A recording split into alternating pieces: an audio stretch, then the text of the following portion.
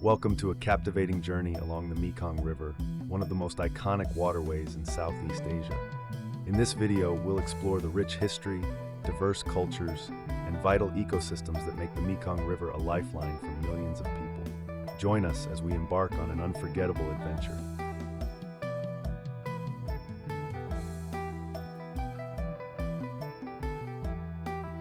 The Mekong is a transboundary river in East Asia and Southeast Asia.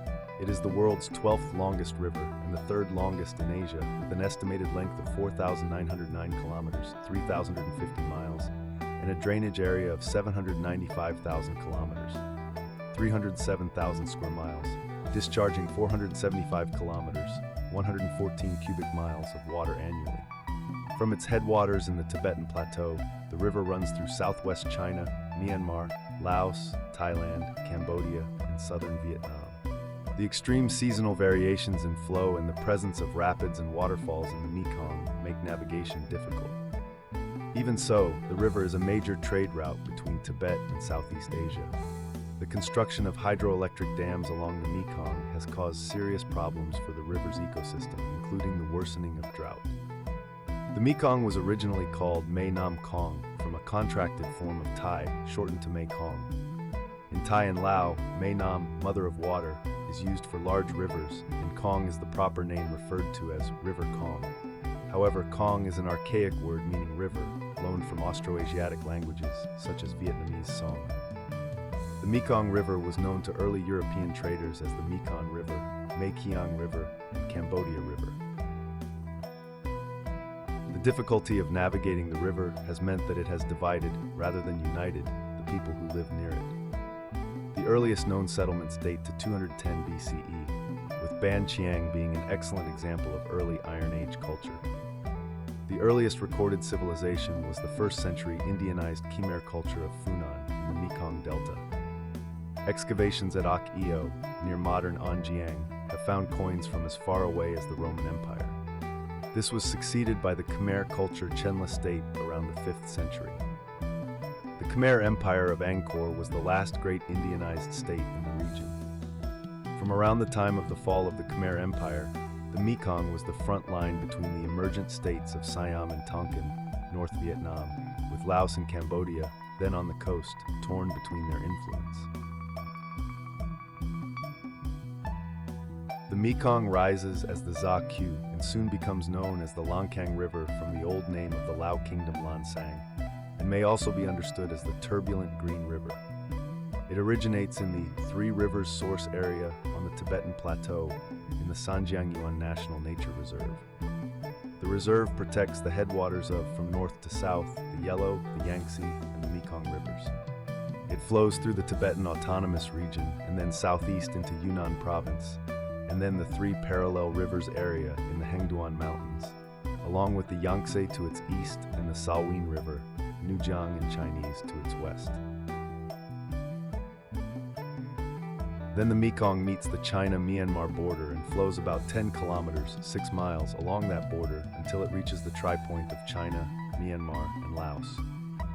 From there it flows southwest and forms the border of Myanmar and Laos for about 100 kilometers, 60 miles, until it arrives at the tri-point of Myanmar, Laos, and Thailand.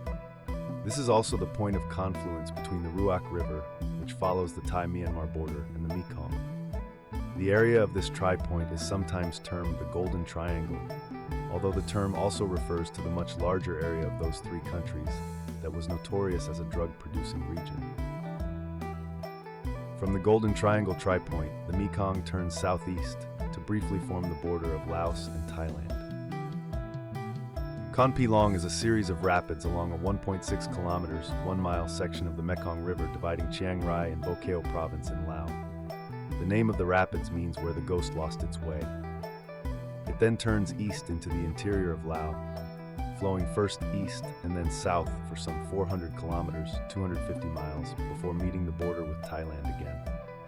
Once more, it defines the Lao-Thailand border for some 850 kilometers, 530 miles, as it flows first east passing the capital of Lao, Vientiane, then turns south.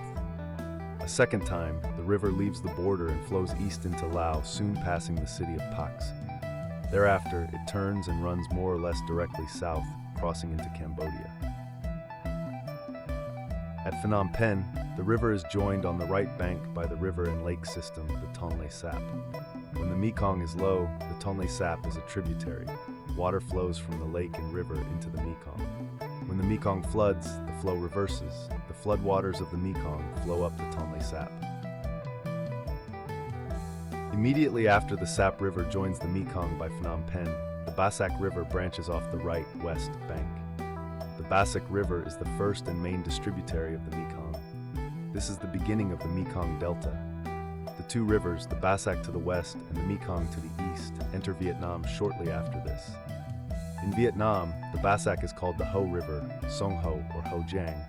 The main, eastern branch of the Mekong is called the Tien River or Tien Giang.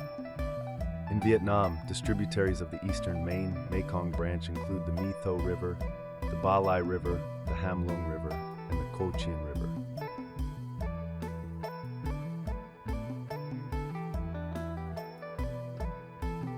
Agriculture and fishing along the Mekong provide livelihoods to millions, sustaining both rural and urban communities. Agriculture is a cornerstone of economic growth in the lower Mekong River Basin, LMB, providing livelihoods for more than 65 million people in the basin. Farming is the primary occupation of the rural areas of each lower Mekong country. Between 2011 and 2014, the number of people engaged in farming increased in Cambodia, Thailand, and Vietnam by an average of 9% to 6.9 million, whereas the total number of farmers in Lao PDR appeared to decline from 238,000 to a little over 15,000.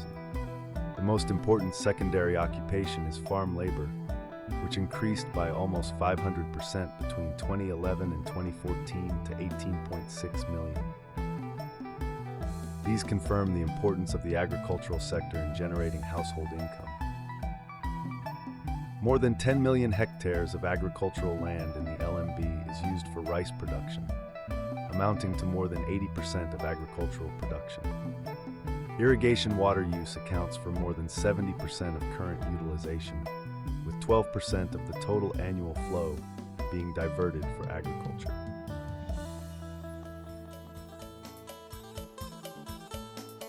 The Mekong Basin is a biodiversity hotspot, housing countless species of plants and animals, including the elusive Irrawaddy dolphin.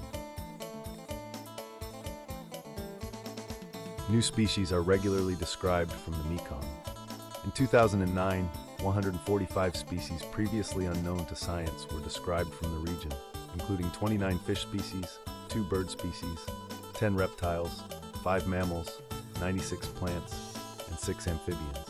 Between 1997 and 2015, an average of 2 new species per week were discovered in the region.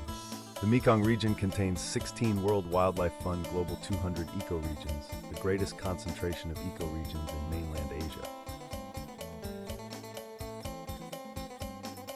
New species are regularly described from the Mekong. In 2009, 145 species previously unknown to science were described from the region, including 29 fish species, 2 bird species, 10 reptiles, 5 mammals, 96 plants, and 6 amphibians.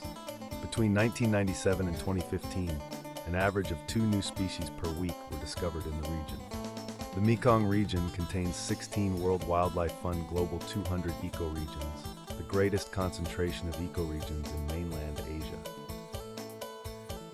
One species of freshwater dolphin, the Irrawaddy dolphin, or Caela brevirostris, was once common in the whole of the lower Mekong, but is now very rare, with only 85 individuals remaining. The endangered Siamese crocodile, Crocodilus siamensis, occurs in small isolated pockets within the northern Cambodian and Laotian portions of the Mekong River. The saltwater crocodile, Crocodilus porosus, once ranged from the Mekong Delta up the river into Tonle Sap and beyond, but is now extinct in the river, along with being extinct in all of Vietnam and possibly even Cambodia. Despite its significance, the Mekong faces threats such as dams, climate change, and pollution, endangering its delicate ecosystem. Increasing urbanization, rapid demographic growth, the lack of treatment of the wastewater discharged by industry, etc., generate pollution that threatens the delta. Moreover, the region is vulnerable to the impacts of climate change. Higher temperatures and increased rainfall in the coming decades will have dramatic consequences for the region's populations.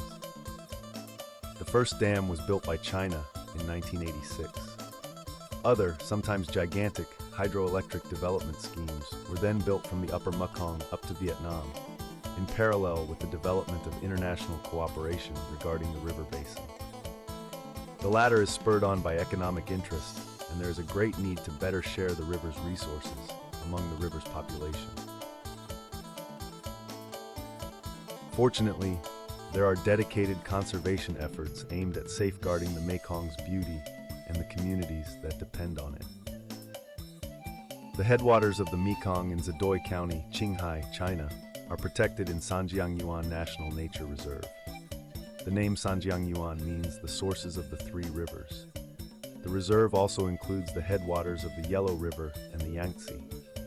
The section of the river flowing through deep gorges in Yunnan Province is part of the three parallel rivers of Yunnan Protected Areas, a UNESCO World Heritage Site. The Tonle Sap Biosphere Reserve in Cambodia contains the largest lake in Southeast Asia. It is a UNESCO Biosphere Reserve.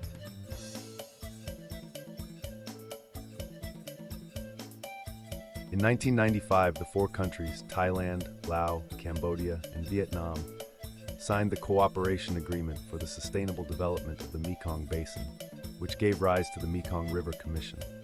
China and Myanmar have participated in it as observers since 1996. The MRC deals with issues relating to sustainable development, such as those linked to using and conserving water resources.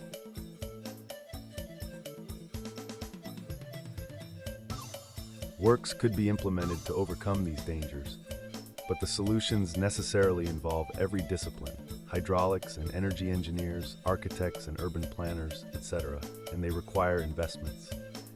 Such works entail a joint approach to consider efficient and sustainable solutions.